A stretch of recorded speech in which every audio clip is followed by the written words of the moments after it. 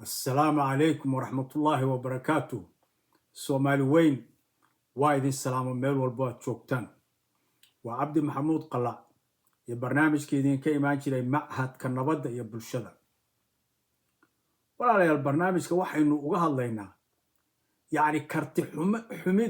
xumida Soomaalidu qaayibtay waxaynu isu aragnay inaynu nahay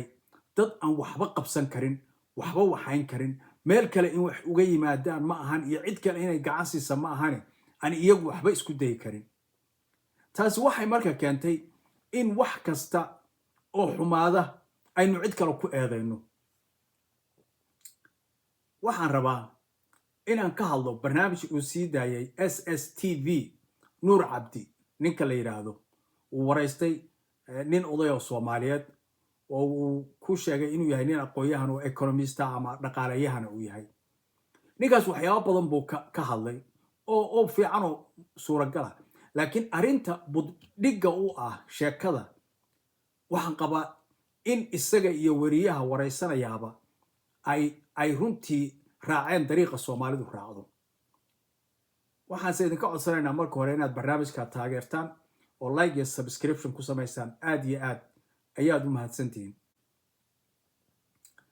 wuxuu yiri Nuur Cabdi wuxuu yiri ma u malaynaysaa Soomaalida dhibaatada ku dhacday inay dad shisheeye ka dambeeyaan yani inaynu wax eedayno waa inoo fududa inaynu meel kale ka raadino ma garanaysaa dhibaatada inay ka socoto waa inoo fududa ninka odagahayna wuxuu ku jawaabay shak ma laha taasi waa sax waa cid kala ina qasaysa anigu ilaa maalintii Soomaalidu ay inay isdisho iyo inay dawladooda rido ay ku dhaqaaqday ilaa maalinka maanta waa soo taagnaa markii jabhadu samaysmeenna waa joogay maantana waan joogaa wax walbana oo fara badan oo adduunka ama dagaal dhacay ama wax walbana badanna waa arkay teen waa mid gooniya horta marka hore waxa habboon inaynu garanno inaan ciduna adiga ku gogleen sariir xariira cid walba waa ka faa'iideysanaysaa dana ilaada laakiin adiga kartidaadii iyo dadnimadaadii meeye ay ahayd inaad danahaaga ugu istaagto oo dadku ka istaagaan oo ka hibaystaan oo macaamilka ay kula macaamilayaan ay noqdaan kuwa iyagoo ku og inaad yani baraarug iyo magaranaysaa karti leedahay ay kula macaamilaan wax dhibaatada inagu dhacday shisheeyana inooma geysan cid kalena inaga isu geysanay markay jabhadihii samaysmeen qabiilka ku dhisnaa oo wadanka ku soo duuleen ayay ina burburiyeen markay wadankii qabsadeen qabiil ba u sii kala baxeen waxna waa qaban kari waayeen bal eeg imsa wadan ayaa dagaal sukeeya ka dhacay ama dhibaato ka dhacay bal eeg Rwanda eeg South Africa eeg Liberia eeg Sierra Leone eeg Mozambique eeg Africa kaliya maxaa marka inagu aynu u kari la'anahay inaynu heshiino laakiin ummadaha kale ay u awoodaan inay heshiyaan waa idin sheegaya dhowr sababood baa u ah saldhig waa arintaas midda koowaad dadyogu markay isqabtaan wax cad bay isku qabtaan waxa cad ay isku qabtaan marka laga heshiiyana qof walba waa aqbalay waa ku socdaa waxay kale leeyihiin dadyogu waxay ku heshiiyeen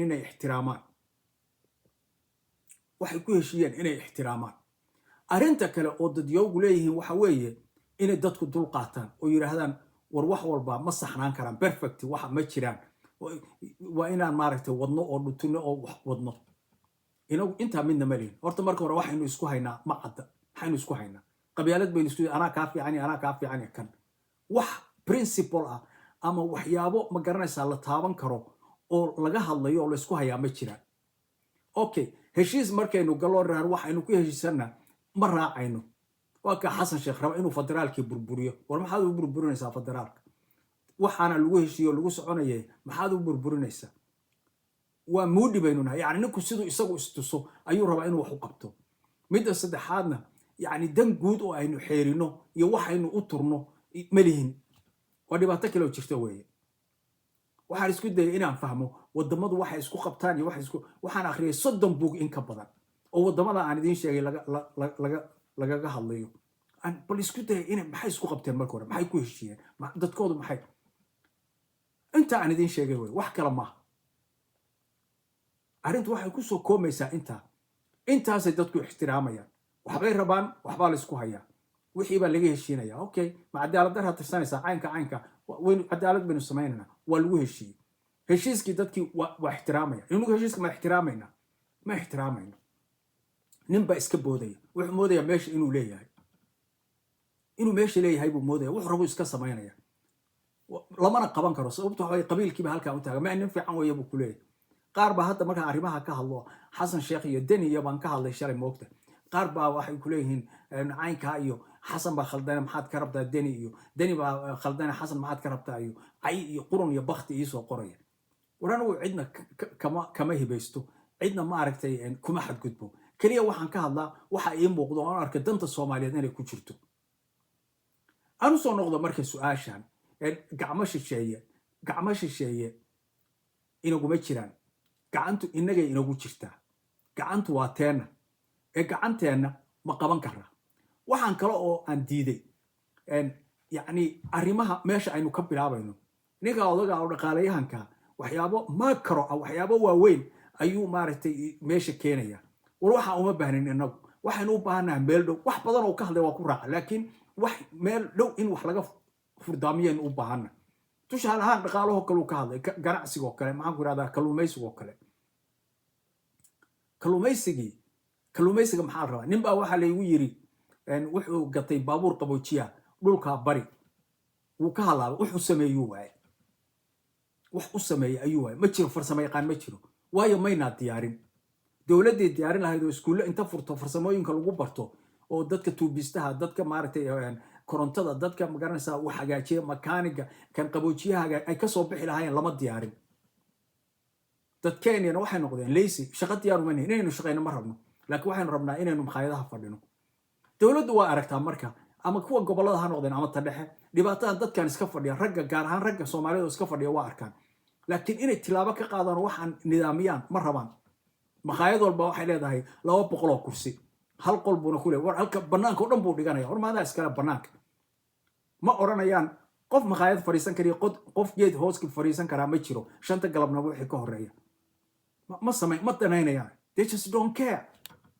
wuxuuba kuma soo dhacayaan damba kama leh ilaa qofku markay wax ku soo dhacaan oo uu wax nidaamays yiraahdaa oo sharci ka dejiis yiraahdaa markuu danaynayo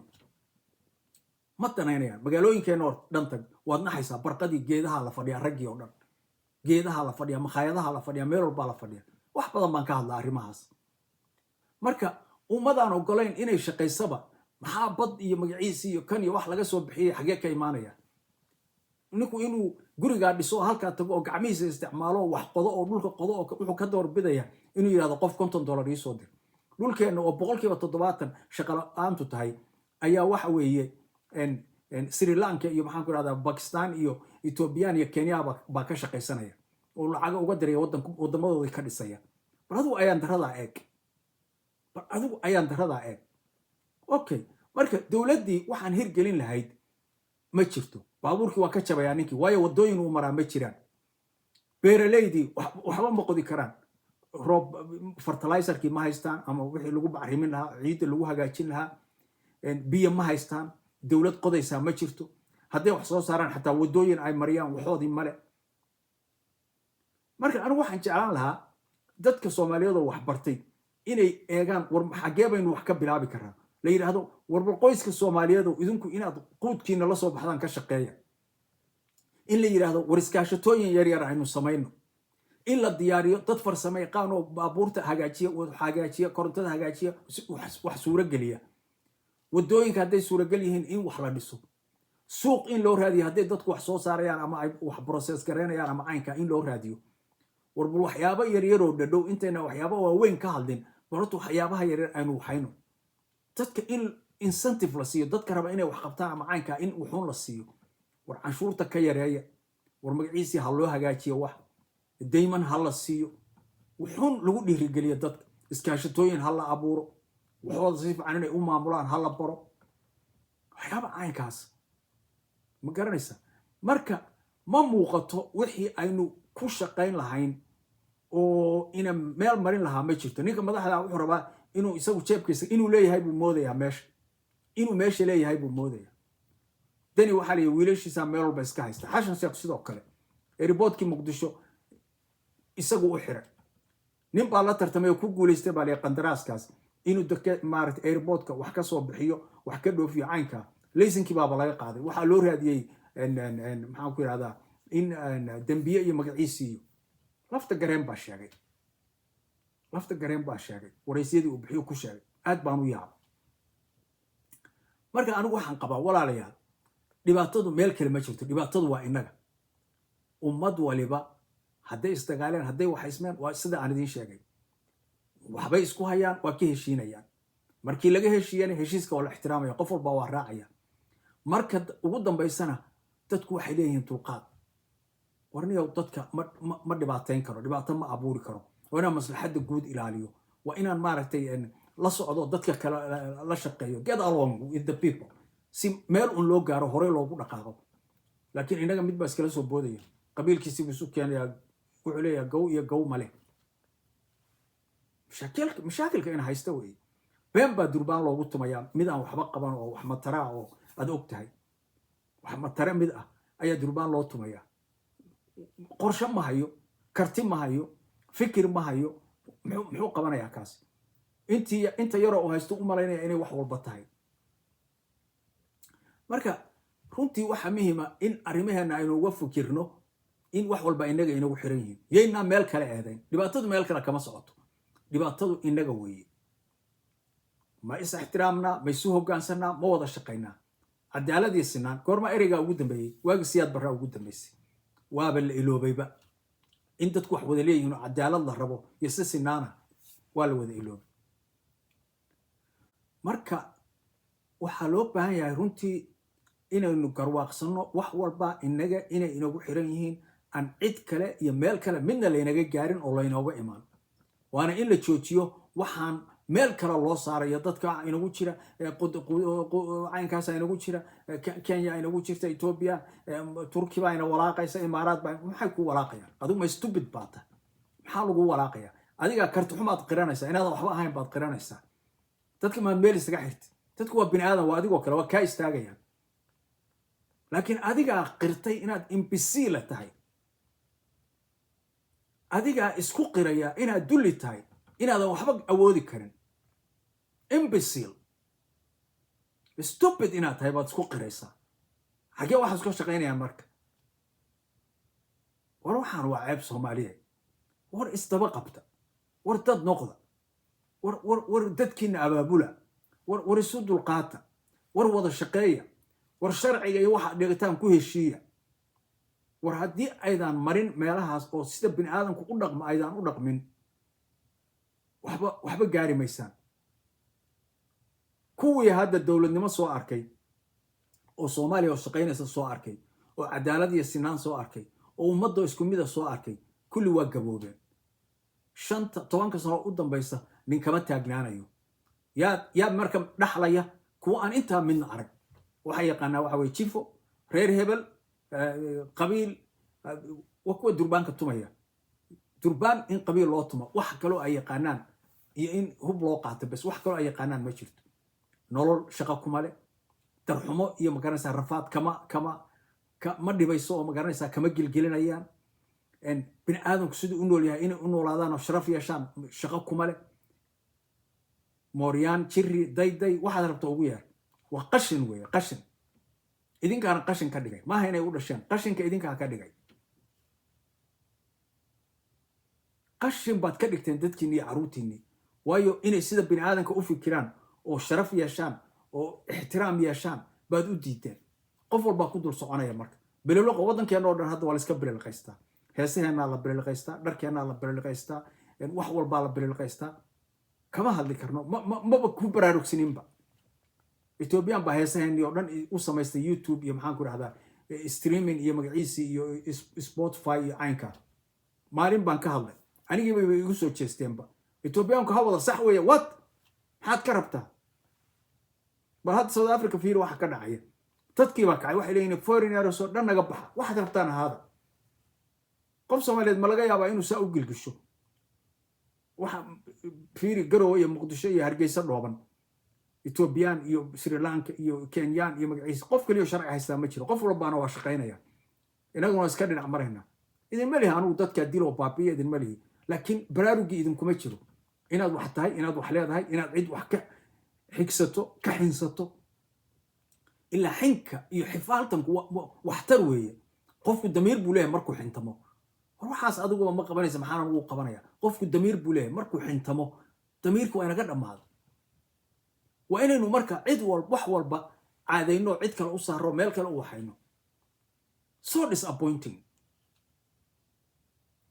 aad iyo aad baan u yaaba waxa kaloo aan ka xumaadaa dadka wax waraysanaya inaysan yani su'aalo macno loo critical aysan weydiin karin oo dadka ay waraysanayaan inaysan ma garanaysaa aysan yani waxa ay ka hadlayaan aysan oran karin war saasaa ku noqon kartaa sidaa iyo sidaa iyo sidaa maxaynu 40 sano ugu jiraa magaciisii cid walba waa heshiisa waana isdisheen no dhibaatada meel kale waa inay ka socoto waa karti xumo xaggeena Ethiopia loo ordaya xagga loo ordaya Kenya qaar u ordayaan qaar baa imaaraad u ordayaan war maxaad ugu ordaysaan idinka wax idinka dhaxayaan ma isu timaadaan oo tiraahdaan war let's sit and talk oo ixtiraamtaan waxaad ku heshiisaan waxa aad ku heshiisaan ma ixtiraamtaan waxa ka daran dadweynaha Soomaaliyeed oo aan dhibaatadu karayn oo gaajadu karayn oo qaxay iyo dhibaatadu karayn oo darxumadu taran oo markaan Soomaaliya tago waan naxaa ilaahay rasuul darxumada dadkaas ku noolyihiin isay u aqbaleen oo u qaayibeen wadarxumada fakhriga biyo la'aanta saboolnimada gaajada qabyaaladda balaayada musuq maasuqa wadaxaysa war maxaa ma ilaahay baa waxaan inoo qoray war waxaan xagge maxay dadnimadeena meediya damiirkeena meey warjeeniya in dadku wax garawsadaan runtii inay wax garawsadaan waa muhiim dadka hadlayaana oo ama aqoonta ama magaciisigaana inay arinta ka hadlaan si macna aysan iska noqonin aynu iska raacno qof walba asaas u yiri ha gacan shay dad shisheeya ina burburiyay hadaad meel inta fariisato reerkaaga aadan u shaqatiin oo tiraadid ma shaqatay karo balaaya shaqooyinkii qabsatay yaad eedeynaysaa taasay la mid tahay reerkaaga baad qabta caruurtaadii inaad u shaqatagto qutulyoonkaadii ka shaqayso ayaad qabta cid kale aad eedaysa shaqadii halka ku jirto halka taala kama duwana waxaynu sameeynaa taas oo kale waxaynu isku tilmaamaynaa inaynu noqonay ama cad dad waajibkoodii qabay adigay kugu xirantaa qofka Soomaaliyeed marka inaad ka gelgelato waxaan Cabdi Maxamuud Qalla iyo barnaamijkii idinka imaan jiray Machadka Nabadda iyo Bulshada sidaa ay nabad galiyo walaalayaal